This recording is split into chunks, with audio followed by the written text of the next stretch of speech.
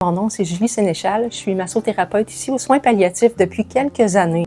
Mais en massage comme tel, ça fait 15 ans que j'exerce mon métier. Je suis ici, en fait, une demi-journée par semaine. Ça apaise énormément l'anxiété, ça diminue énormément le stress, puis ça a un très grand impact au niveau de la douleur. Ça, je m'aperçois de ça. Ça peut être uniquement les mains, les bras. Souvent, je ne vais pas dans le haut du corps parce qu'il y a les sites d'injection qui sont là. Parfois, je vais à la tête aussi. La tête, les pieds, c'est très apaisant. Mais tout dépendant du confort, habituellement, on y va au niveau des pieds. En dessous des pieds, on peut y aller un petit peu plus profond parce qu'on s'entend qu'on a marché toute notre vie sur nos pieds, donc on peut prendre un petit peu plus de pression au niveau des pieds. Mais encore là, j'y vais toujours, c'est du cas par cas. Mais c'est toujours positif. Les gens sont contents. Les gens sont ordinairement très quand même conscients. Là.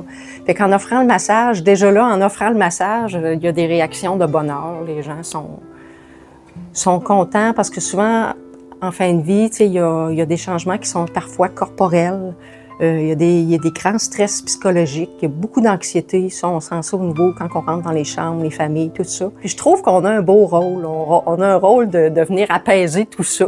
Puis souvent, j'invite la famille à rester avec nous, avec moi, c'est-à-dire en massage. Je trouve que les gens, des fois, parfois, ont une crainte de s'approcher, des fois même de leurs proches, de tenir la main, puis tout ça. Fait que je leur donne un peu un baume. Fait que, en commençant mon massage, des fois, j'invite une personne, voulez-vous venir lui tenir la main? Puis je trouve qu'ils sont comme, comment je pourrais dire, donc,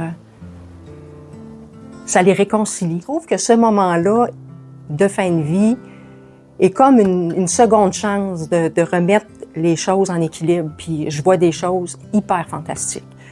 Alors, donner. Moi, je pense que c'est un beau verbe, donner. Puis donner à soi, donner aux autres, donner à notre prochain.